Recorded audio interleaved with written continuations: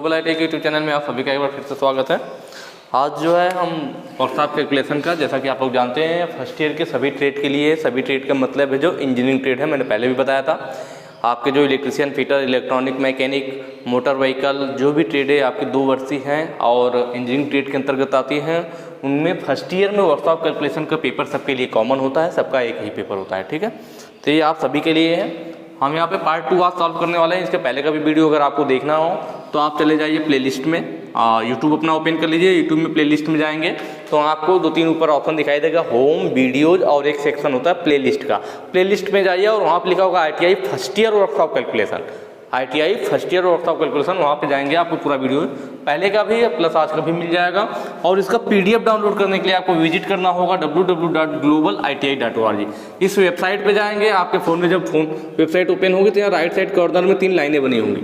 इस लाइनों पे आपको क्लिक करना है तो आपके फ़ोन में फिर जो कई सारे ऑप्शन दिखाई देंगे। एक ऑप्शन होगा जो हिंदी में लिखा गया होगा कोर्स, आपको कोर्स पे क्लिक करना है। जब कोर्स में क्लिक करेंगे तो आपके फ़ोन में फिर नया स्क्रीन खुलेगा और उस पर जो है आपको fitter theory, electrician theory, engineering drawing, इस तरह से कई सारे ऑप्शन दिखाई देंगे और उसी में लिखा होगा workshop calculation and science.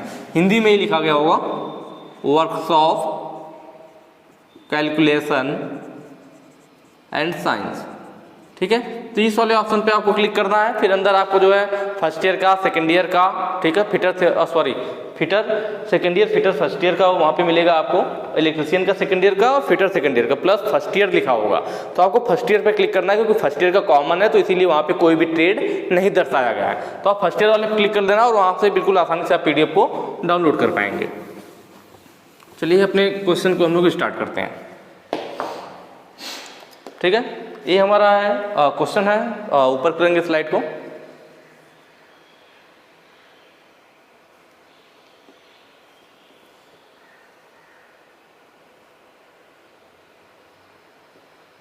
Multiply करना है आपको 0.003 गुणे 0.05।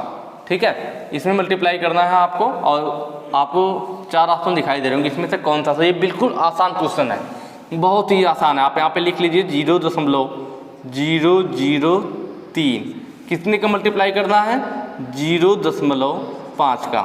ठीक है, अब इसमें हमें ध्यान क्या देना होता है उसको अभी मैं आगे बताऊंगा। पहले मल्टीप्लाई कर लीजिए, 5 टाइम 15 हो जाएगा, 5 टाइम 15। अगर आप नॉर्मल मल्टीप्लाई करना चाहें तो 5 टाइम 15, 5 हासिल आया 1, फिर 5 का 0 में गुणा करेंगे तो 5 का 0 में करेंगे तो 0 हो जाएगा, हासिल 1 है तो 1 आ जाएगा, फिर 5 9 0 0। ठीक है, ये आ गया हमारे पास। लेकिन जब हम मल्टीप्लाई करते हैं दशमलव का दशमलव वाले में तो क्या होता है, तो जितने अंक पे दशमलव ऊपर वाली संख्या में हो और नीचे वाली संख्या में है, दोनों को जोड़ करके दशमलव लगाया जाता है। कहने का मतलब है ऊपर वाली संख्या में कितने अंक पे दशमलव है, 1 2 3 अंक पे दशमलव है। दाहिने साइड से काउंट करते हैं, 1 2 3, दाएं से बाएं काउंट करेंगे तो 1 2 3 अंक पे जो है ऊपर वाली संख्या में दशमलव लगा है, नीचे वाली संख्या में एक ही अंक पे दशमलव है, 1 अंक पे।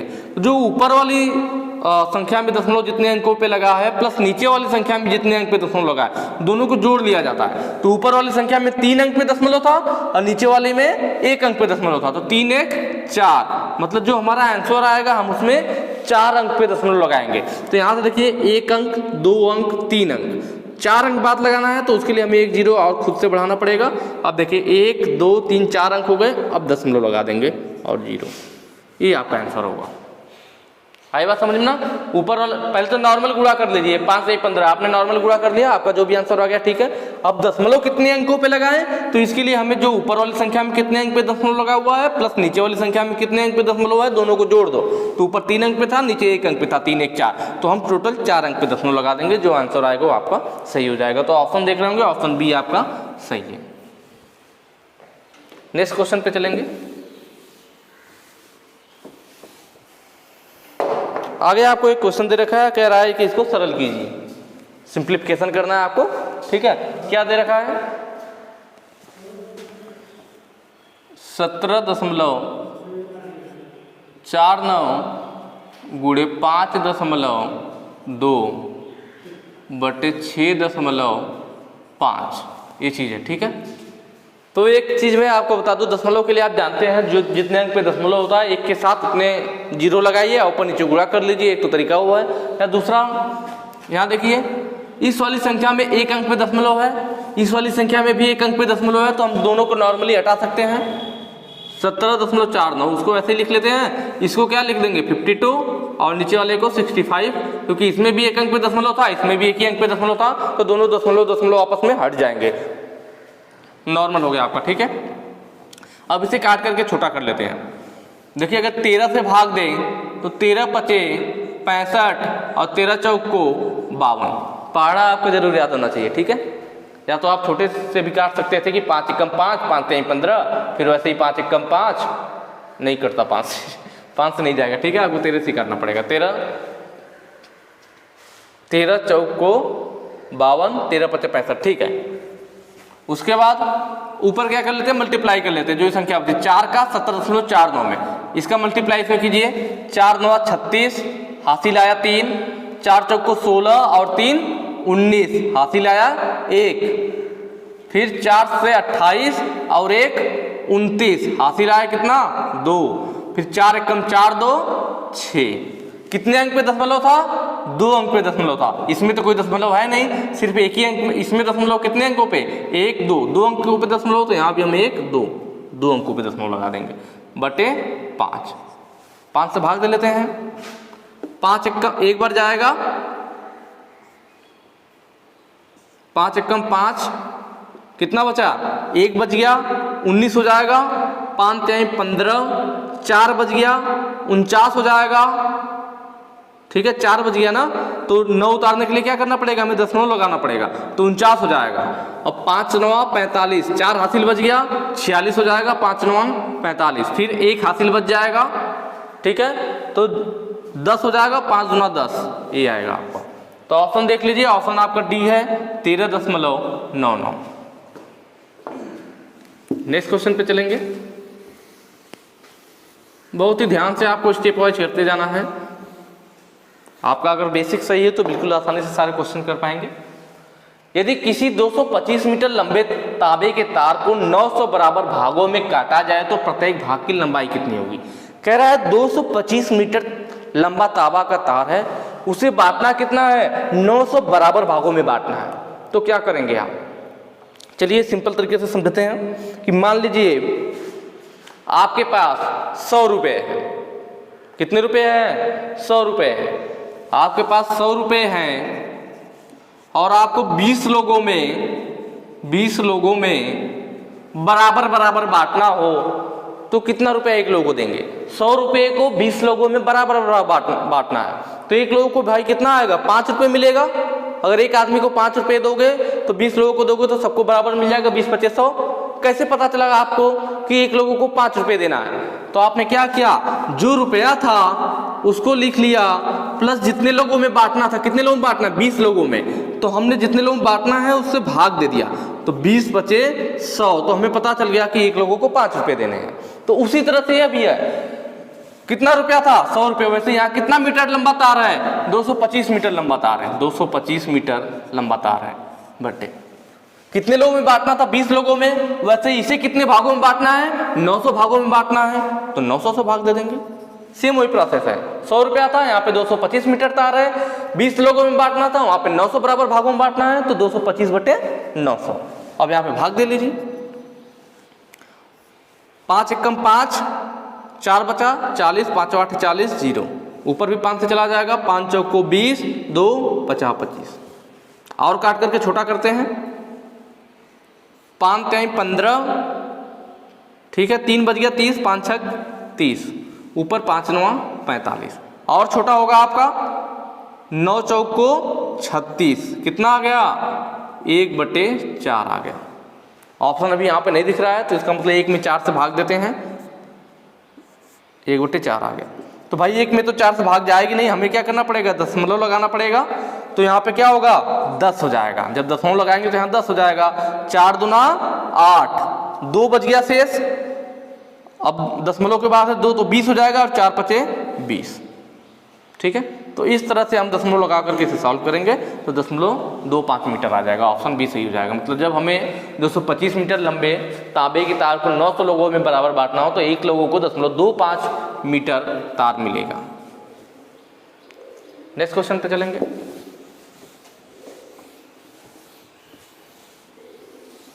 अगला क्वेश्चन कह रहा है 529 का वर्गमूल क्या है। 529 का वर्गमूल क्या है। देखिए इस वर्गमूल को निकालने के लिए हमें अपनाना पड़ेगा भाग विधि। नॉर्मल होता है तो हम गुणनखंड विधि से भी निकाल लेते हैं, बट इस टाइप की जो संख्याएं होती हैं तो भाग विधि ही बहुत ही सरल होती है और इससे हम किसी भी वर्गमूल को बिल्कुल आसानी से निकाल सकते हैं। इस तरह से करेंगे, ठीक है। अगर आप लोग नहीं जानते भाग विधि तो अभी देखिएगा, बिल्कुल क्लियर हो जाएगा कैसे किया जाता है। भाग विधि में क्या होता है, कभी भी हम वर्गमूल निकालते समय जो भी संख्या दी गई है उसका पेयर बनाते हैं। अगर नॉर्मल संख्या है तो दाएं से बाएं की तरफ नॉर्मल संख्या दाएं से बाएं पेयर बनाएंगे, दाएं से बाएं पेयर बनाते हैं, ठीक है। ये चीज ध्यान रखनी है। और अगर दशमलव संख्या है तो दशमलव के बाद की संख्या, ठीक है। ये दशमलव के पहले के लिए कह लीजिए, नॉर्मल संख्या या दशमलव के पहले, दशमलव के पहले की संख्या के लिए, ठीक है। और दशमलव के बाद की संख्या के लिए क्या करते हैं तो उसमें बाएं से दाएं पेयर बनाते हैं, बाएं से दाएं पेयर बनाते हैं। बस इस चीज को ध्यान रखेंगे, आराम से हो जाएगा। देखिए नॉर्मल संख्या है, दशमलव वाली तो है नहीं, पेयर किधर बनेगा, दाएं से बाएं, मतलब पहले दाहिने साइड से इन दोनों का पेयर बन गया, ये अकेले बच गया तो ये क्लियर रहेगा। या इसके आगे जीरो बना के इसका पेयर बना लीजिए, जीरो लिखिए या मत लिखिए कोई फर्क नहीं पड़ता है, ठीक है।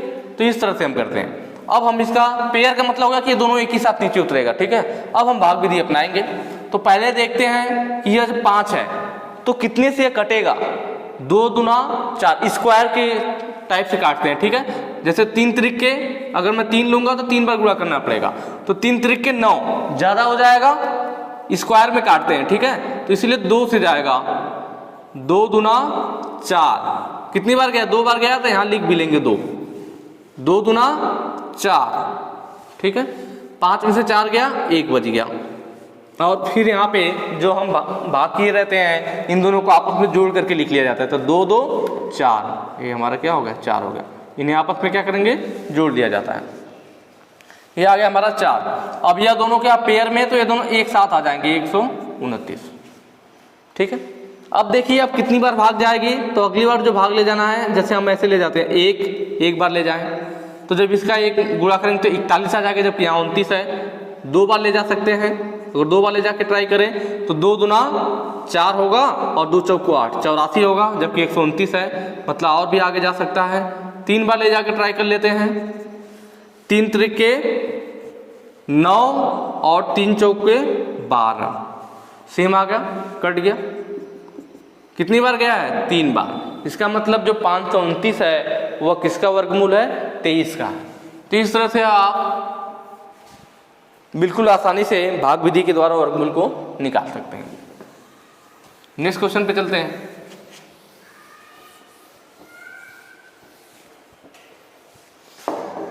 जीरो 0.017 का वर्गमूल क्या है। देखिए दशमलव वाला आ गया ना, अभी मैंने दशमलव की बात किया था, कितना है 0.017, इसका निकालना है हमें वर्गमूल। देखिए बताया था मैंने, दशमलव की जो बाद की संख्या होती है उसका बाएं से दाएं पेयर बनाते हैं, उसमें हम दाएं से बाएं बना रहे थे, इसमें बाएं से दाएं बनाएंगे, मतलब दशमलव के बाद की जो है इन दोनों का पेयर बन गया।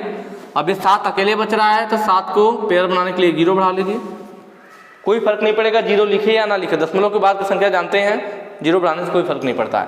तो इसका पेयर बनाने के लिए पहले हमने इसका पेयर बना लिया, 7 अकेले बच रहा था, इसका पेयर बनाने के लिए हमने क्या किया, 0 बढ़ा लिया। अब इसको सॉल्व करते हैं। पहले क्या 1 है तो 1 ही बार जाएगा, चूंकि दशमलव है तो हम यहाँ दशमलव लिख करके ले जाएंगे, ठीक है। 0 दशमलव लेंगे, 1 है तो 1 बार जाएगा, 1 एकम 1, कितनी बार गया, 1 बार गया, 1 कट के खत्म हो गया। ये जोड़ लेंगे 1 1, दोनों जुड़ेगा 1 1 2। अब नेक्स्ट क्या आ जाएगा, 70 है, भाई पेयर बनाया तो मैंने बताया था ना साथ ही में आता है, एक साथ आता है 70, ठीक है। अब देखते हैं कितनी बार जाएगा, 1 बार ले जाएंगे तो 21 रह जाएगा, 2 बार ले जाएंगे तो 22 गुना 44 हो जाएगा, 3 बार ले जाएंगे तो 23 तियां कितना हो जाएगा 69 हो जाएगा। कितनी बार गया 3 बार गया, यहाँ पे 1 बच जाएगा। ठीक है, तो लगभग 0.13 के बराबर आएगा, तो ऑप्शन बी आपका सही हो जाएगा। आसान है बिल्कुल। ठीक है, बस आपको भाग विधि आएगी तो बिल्कुल आसानी से आप सॉल्व कर लेंगे।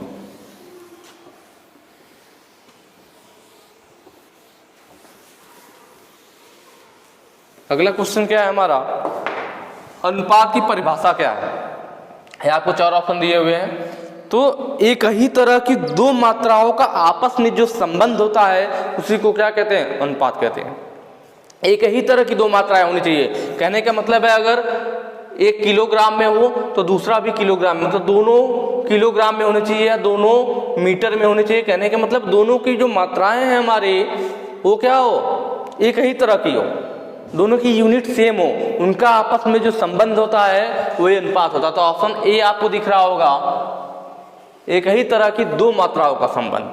ठीक है, अभी आगे आपको इसका क्वेश्चन मिलेगा भी।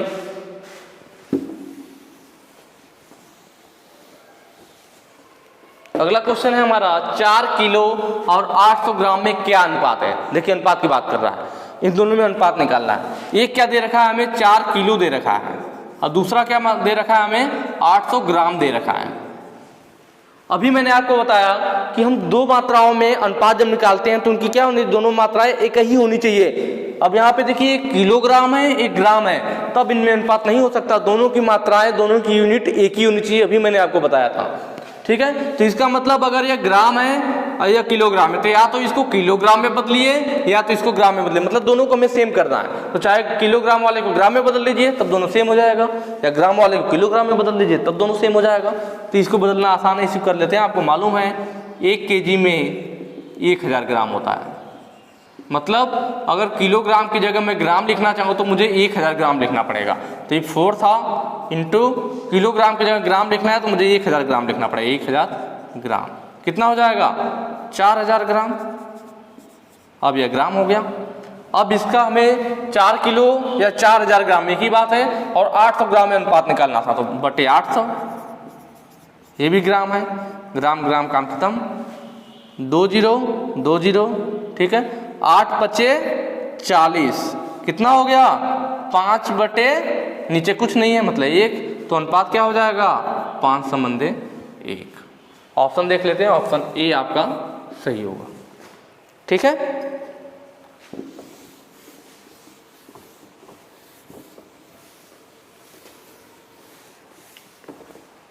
बीस 80 का कितना प्रतिशत है। क्वेश्चन में पूछ रखा है कि जो 20 है वह 80 का कितना प्रतिशत है। यहाँ पे थोड़ा सा हमें एज्यूम करना पड़ेगा, मानना पड़ेगा। जैसे 20 है, ये कह रहा है 20 हमें है दिया हुआ, लेकिन ये पूछ रहा है कि 80 है, 80 में से अगर हमने 20 ले लिया, वही कह रहा है कि 80 में से अगर हमने 20 ले लिया तो उसका कितना परसेंटेज हमने लिया। तो हम मान लेते हैं कि 80 का x% 20 होगा, क्योंकि हमें नहीं मालूम है कि 80 का कितना प्रतिशत 20 होगा, हमें नहीं मालूम है। तो हम मान लेते हैं कि माना 80 का x% कितना होगा, बराबर होगा 20 के। हमने मान लिया कि 80 का जो x% होगा वो 20 के बराबर होगा। का मतलब क्या होता है, गुणा। 80 गुणे x परसेंटेज है, परसेंटेज को अगर आप हटाएंगे तो भागे में हो जाएगा 100। x% लिखिए या x/100 लिखिए, दोनों एक ही बात है, इज इक्वल टू 20। चलिए सॉल्व करते हैं। ठीक है, ऊपर हो गया 8x, इसका हो जाएगा इसमें 3 गुणा 20 10 में 200, यही ना। अब x इज इक्वल टू क्या हो जाएगा 200/8। इसे थोड़ा छोटा करते हैं, 4 दूना 8 और 4 पचे 20। ठीक है, 2 से कटेगा 50 तो 25 आ जाएगा। यह क्या आ गया 25% आ गया कि 80 का भाई जो है 25% वह क्या होगा 20 होगा। 80 का कितना प्रतिशत 20 होगा, तो हमारा x की वैल्यू होगी 25%, मतलब 80 का 25% जो होगा वो 20 के बराबर होगा। 80 का जो 25% है वो किसके बराबर होगा, 20 का। लेकिन आप ऑप्शन में देख रहे हैं परसेंटेज में मात्रा नहीं दिया हुआ है, तो परसेंटेज खत्म करने के लिए हमें क्या करना पड़ेगा, हमें आंसर मिला था 25%। मैंने आपको अभी यही बताया था कि x प्रतिशत लिखिए या x बटे 100 लिखिए, एक ही बात है। तो 25% लिखिए चाहे 25/100 लिखिए, एक ही बात है। तो इसको हम नॉर्मल बदल लेते हैं। परसेंटेज को हटाने के लिए हमें क्या करना पड़ेगा, 100 से भाग देना पड़ेगा। अब क्या आ जाएगा, 2 जीरो है तो 2 अंक पे दशमलव लगेगा। कभी भी भाग देना हो अगर आपको 10 के गुणज में है तो बहुत ही आसान होता है। जितने एक के बाद जितना जीरो हो आप उतने अंक पे दशमलव लगा दीजिए, आपका काम हो जाएगा, भाग देने की कोई जरूरत नहीं। तो यहाँ पे देखिए एक के बाद 2 जीरो है तो यहाँ पे 2 अंक पे दशमलव लग जाएगा। तो 1 2 मतलब 0.25, 1 2 अंक पे दशमलव लग गया। ऑप्शन देख लीजिए, ऑप्शन आपका सी सही होगा। नेक्स्ट क्वेश्चन पे चलते हैं।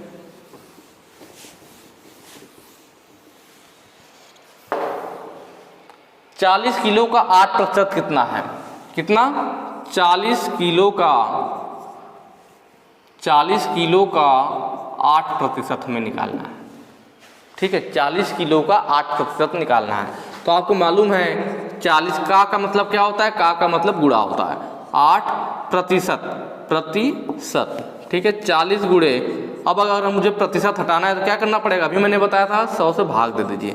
8/100 लिखिए चाहे 8% लिखिए, दोनों एक ही बात है। अब यहाँ से सॉल्व करते हैं। 1 जीरो चला गया, ठीक है। फिर देखते हैं 2 दूना 4 और 2 बचे 10, ऊपर मल्टीप्लाई कर लीजिए, 8 दूना 16/5, ठीक है। यहाँ दशमलव में है तो भाग दे लिया जाए।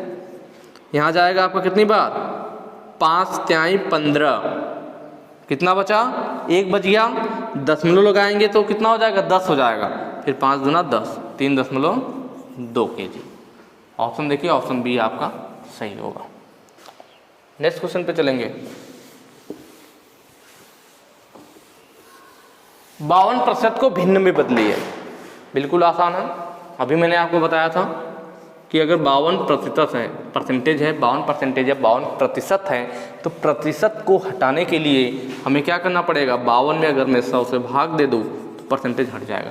चाहे 52% लिखिए चाहे 52/100 लिखिए, एक ही बात। देखिए हमें इसे भिन्न में बदलना था, तो ऐसे जब 52% को परसेंटेज मैंने हटाया तो 100 का भाग हो गया, यह भिन्न के रूप में बदल गया। लेकिन इसमें से वैल्यू मैच नहीं कर रही है, मतलब हमें जब तक इसे काट करके छोटा करेंगे तो इसमें से कोई ना कोई वैल्यू मैच कर जाएगी। देखते हैं, ठीक है। यह कितने से जाएगा, तो 2 से जाएगा, 50 दूना 100 और ऊपर 2 दूना 4, 1 बच गया, 2 से का 12। अभी भी कटेगा 2 से, फिर काट लेते हैं। 2 से जाएगा 25 दूना 50 और ऊपर 2 से जाएगा 13 दूना 26, कितना हो गया, 13/25। और काट करके देखिए, अब ये किसी संख्या से नहीं कटेगा क्योंकि ऊपर 13 आ गया आपका, ठीक है। तो इसका मतलब अब ऑप्शन में देख लीजिए, ऑप्शन नंबर जो सी है आपका 13/25, तो ये ऑप्शन आपका सही हो जाएगा, ठीक है।